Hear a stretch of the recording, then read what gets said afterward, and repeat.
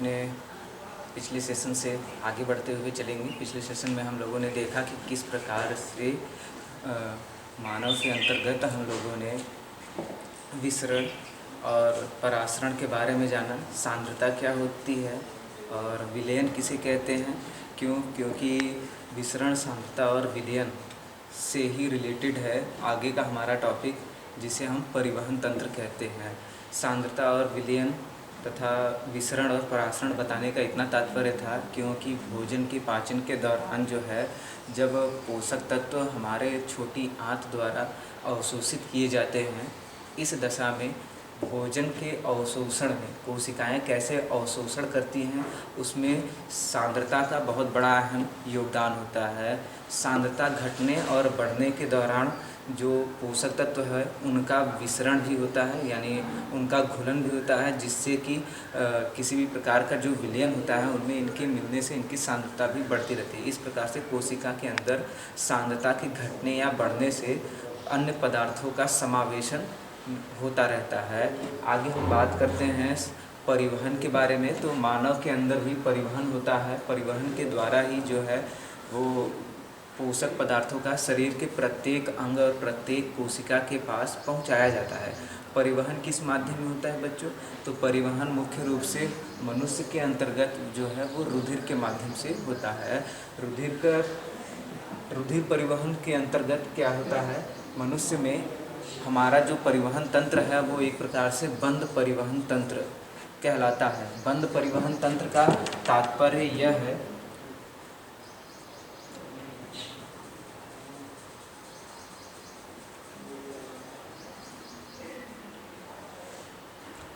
कई प्रकार के जीवों में परिवहन तंत्र मुख्य रूप से बच्चों दो प्रकार का होता है, बंद परिवहन तंत्र और खुला परिवहन तंत्र।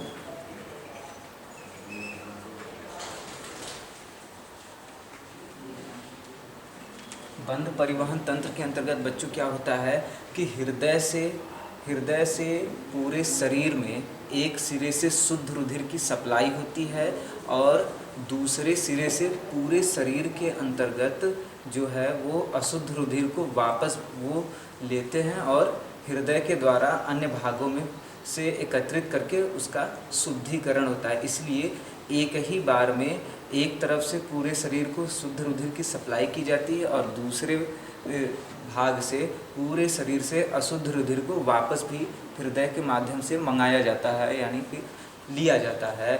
इस प्रकार से किसी जीवधारी के अंतर्गत एक साथ शुद्ध रुधिर और अशुद्ध रुधिर की सप्लाई को करना ही बंद परिवहन के अंतर्गत आता है। इसको कुछ हम इस प्रकार से समझ सकते हैं कि अगर हमारे सेंटर में यह एक हार्ट है,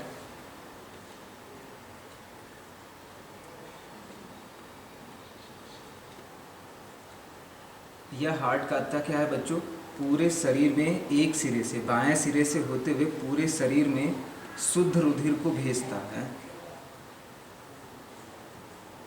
धमनियों के द्वारा जो है वो शुद्ध रुधिर को भेजता है और दूसरे सिरे से पूरे बॉडी से अशुद्ध रुधिर जो है शिराओं के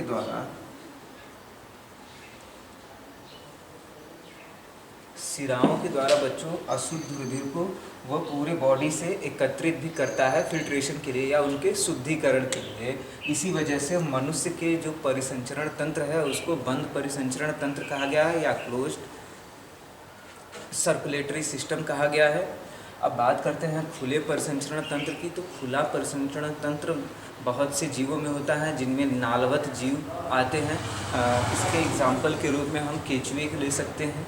केंचुए के अंतर्गत बच्चों दो प्रकार की नलिकाएं होती हैं, जिसमें एक में खुला मतलब एक में शुद्ध रुधिर बहता है एक नलिका में और दूसरी नलिका में अशुद्ध रुधिर, जो कि प्रत्येक खंड से लगा हुआ होता है। अगर हम किसी केंचुए के शरीर का टीएस काटे तो उसके अंतर्गत रुधिर वाहिनियाँ जो हैं कुछ इस प्रकार से शुद्ध रुधिर के रूप में प्रवाहित होंगी और इसी के समानांतर क्रम में बच्चों अशुद्ध रुधिर वाहिनियाँ भी जो हैं वो प्रवाहित होती रहती हैं। तो इस प्रकार के तंत्र में जहाँ अलग अलग वाहिनियों से अलग अलग प्रकार के रुधिर प्रवाहित होते रहते हैं उन्हें हम खुला परिसंचरण तंत्र कहते हैं, जहाँ कोई सर्कल नहीं बन रहा है। ठीक है। अब मनुष्य का यह जो बंद परिसंचरण तंत्र है बच्चों, दरअसल इस बंद परिसंचरण तंत्र को हम एक प्रकार से दोहरा परिसंचरण तंत्र भी कहते हैं। क्यों? क्योंकि हृदय के द्वारा जो है पूरे शरीर में रुधिर की शुद्ध रुधिर की सप्लाई होती है और दूसरे चरण में पूरे शरीर से अशुद्ध रुधिर को वापस लाया जाता है। इसलिए एक बार में 2 बार रुधिर का परिसंचरण होता है। इस वजह से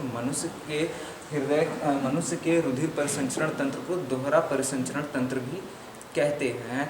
अब आगे हम बात करते हैं परिसंचरण तंत्र में मुख्य योगदान निभाने वाले मानव हृदय के। तो बच्चों, यह एक मानव हृदय का प्रारूपिक अनुदैर्ध्य काट है, अनुप्रस्थ काट है, ठीक है। इसके अंतर्गत बच्चों जो है मैं आपको बताऊंगा कि किस प्रकार से रुधिर जो है इसके किस भाग से होते हुए किस भाग से निकलता है। सबसे पहले हृदय की बात करते हैं तो हृदय जो है वो मानव के बाएं हृदय जो है फेफड़े के बीच में लगभग बाईं तरफ बंद मुट्ठी के आकार का एक अंग होता है, ठीक है। एक पेशीय अंग होता है जो लगातार यानी मानव जीवन के पश्चात यानी मनुष्य के जन्म लेने से लेकर धड़कना स्टार्ट करता है और बिना रुके वह तब तक धड़कता है जब तक मनुष्य की मृत्यु न हो जाए। या हम ये कह सकते हैं कि हृदय के कार्य रुकने की गति ही उस जीवधारी के अंत का प्रमाण होता है। तो इस वजह से हृदय जो है मनुष्य के पूरे शरीर में जीवन पर्यंत लगातार बिना रुके कार्य करने वाला एक पेशीय अंग है। अब बात करते हैं इसके आंतरिक संरचना की। तो इसका आंतरिक संरचना में 4 कोष्ठकों के रूप में यह बटा होता है, जिसमें दायां अलिंद, दायां निलय और बायां अलिंद, बायां निलय, इस प्रकार से इसके 4 कोष्ठक होते हैं। बायां अलिंद और नीचे वाले कोष्ठक को बायां निलय कहते हैं। इसी प्रकार से इधर भी दायां अलिंद और दायां निलय, यह हो गया बच्चों। इसके अलावा कई सारे कपाट होते हैं, जैसे यह कपाट है एक अर्धचंद्राकार कपाट जिसको बोलते हैं।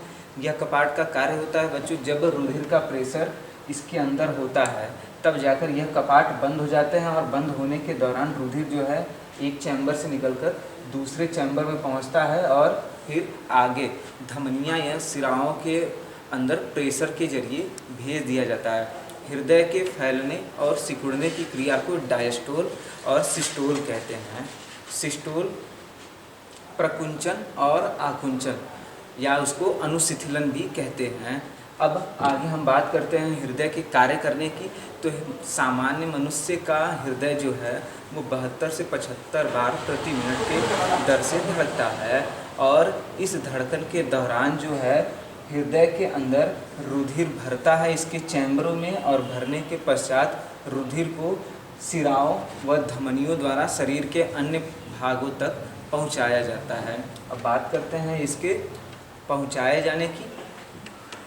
तो पहुंचाए जाने में बच्चों हमारे फुफ्फुस धमनी और फुफ्फुस सिरा, यह फुफ्फुस धमनी और फुफ्फुस सिरा दरअसल बच्चों हमारे लंग्स के द्वारा ही जुड़े होते हैं। यानी हृदय से फेफड़े के पास जो भी अशुद्ध रुधिर लाया जाता है उसमें अशुद्ध रुधिर का मतलब सिर्फ इतना ही है बच्चों कि उस अशुद्ध रुधिर में कार्बन डाइऑक्साइड की मात्रा बहुत ज़्यादा रहती है।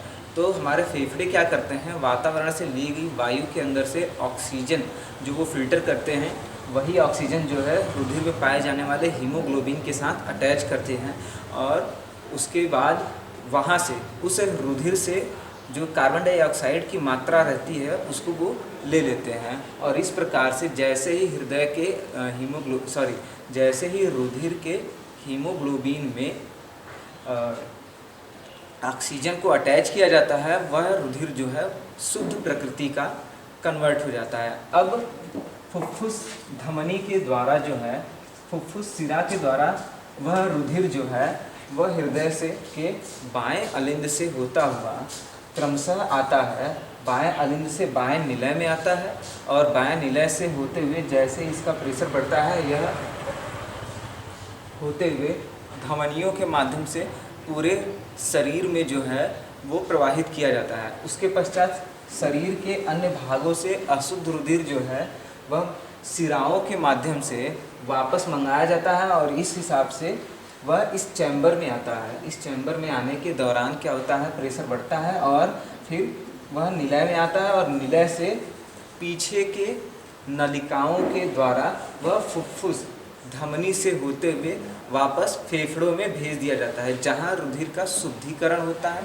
और शुद्धिकरण होने के दौरान जो है उस रुधिर को वापस सिराओं की मदद से पुनः हृदय में लाया जाता है। इस प्रकार से हृदय के अंतर्गत रुधिर का परिसंचरण तंत्र इस प्रकार से समायोजित होता है।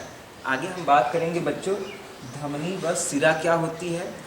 तो धमनी जो है एक मोटी खोखली नली होती है जो हमारे शरीर के अंदर गहराइयों में यानी मांसपेशियों के अंतर्गत यह हर एक जगह पहुंची रहती है। इसकी खासियत यह है बच्चों कि इसकी दीवार जो है काफ़ी मोटी होती है और गुहा काफ़ी सकरी होती है। अर्थात अगर किसी धमनी की टीएस हम काट दें तो कुछ इस प्रकार से यह उसकी दीवार होगी, जिसके अंदर का यह सिरा काफ़ी मोटा होगा। यह सिरा काफ़ी मोटा होगा और इसके अंदर का जो रुधिर जाने वाला मार्ग होगा वो काफ़ी सकरा होता है। दीवार काफ़ी मोटे होने के कारण जो है यह सख्त होती है और लचीली भी होती है। यह सख्त होती है और हल्की लचीली होती है और मोटी होती है। इसमें रुधिर जो है वो काफ़ी तीव्र गति से भ्रमण करता है। इसके अलावा यह मांसपेशियों के गर्त में होता है, यानी यह हमारे शरीर के बाहरी आवरण के संपर्क में नहीं होता है। रुधिर चूँकि इसमें शुद्ध रुधिर होता है, इस वजह से इसकी संरचना या यह दिखने में लाल या गुलाबी रंग की होती है। अब बात करते हैं हम सिराओं की। तो सिराओं के अंतर्गत क्या होता है बच्चों, सिराएं जो है हमारे शरीर की सतह पर होती हैं और सतह से ही इनमें क्या होता है, रुधिर का परिसंचरण होता है। सिरा की खासियत यह है बच्चों कि यह इसकी दीवार जो है बहुत ही पतली भित्ति की होती है, यानी इसकी अपेक्षाकृत धमनी की अपेक्षाकृत इसकी दीवार की मोटाई जो है बहुत पतली होती है। इस वजह से यह पिचकती भी रहती है। और तो और चूँकि इसकी गुहा काफ़ी सकरी होती है, जबकि दीवार पतली होने के कारण सिरा का जो है गुहा जो है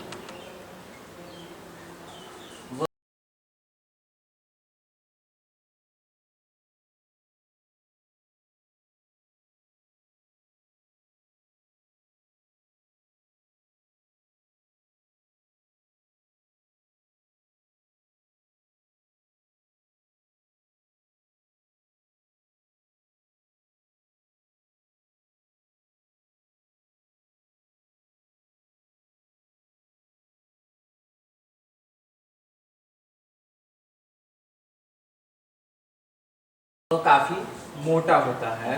क्योंकि गैप काफ़ी ज़्यादा होता है, इस वजह से इसमें रुधिर का प्रवाह जो है वो धीमा होता है और यह बिल्कुल नर्म और पिचकती हुई होती है। इसके साथ ही यह हमारे शरीर के बाहरी सरफेस एरिया यानी त्वचा के नीचे की परतों में यह फैली हुई होती है और इससे अशुद्ध रुधिर का एकत्रीकरण हमारे पूरे शरीर से होता है और इसके द्वारा हृदय में लाया जाता है।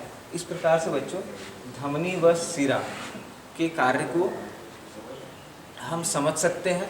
आगे अगर हम बात करते हैं तो हृदय के बाद हमारा अगला टॉपिक आता है अब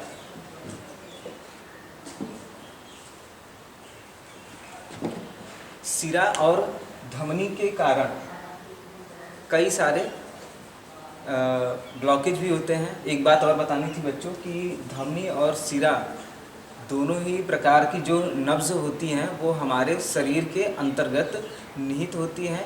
इन दोनों नब्ज़ों में से हमें जिस नब्ज़ में इंजेक्शन वगैरह या दवा का आरोपण करना होता है वो दरअसल सिराओं में होता है, जो कि हमारे शरीर के सरफेस एरिया में होता है और आसानी से इन्हें देखा जा सकता है। ठीक है बच्चों, इसके अलावा स्टेथोस्कोप से रुधिर के दाब का भी नियंत्रण या फिर रुधिर के दाब को भी जाना जाता है। तो रुधिर का दाब मुख्य रूप से नॉर्मली सामान्यतः 120 के पैमाने पर 120/80 यह एक पैमाना होता है।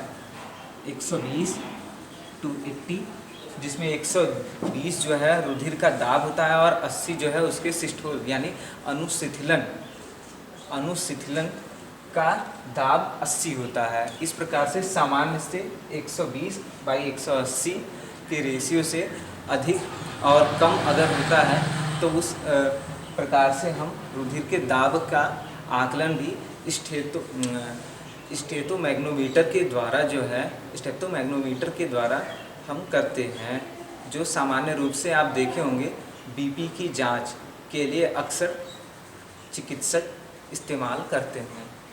ठीक है बच्चों, इसी के साथ आज का ये टॉपिक मैं समाप्त करता हूँ। अगले टॉपिक में हम इसके आगे बात करेंगे। एक और टॉपिक हमें बताना था बच्चों, जिसके अंतर्गत हम श्वसन और श्वासोच्छ्वास के बारे में चर्चाएं करेंगे। तब तक के लिए धन्यवाद।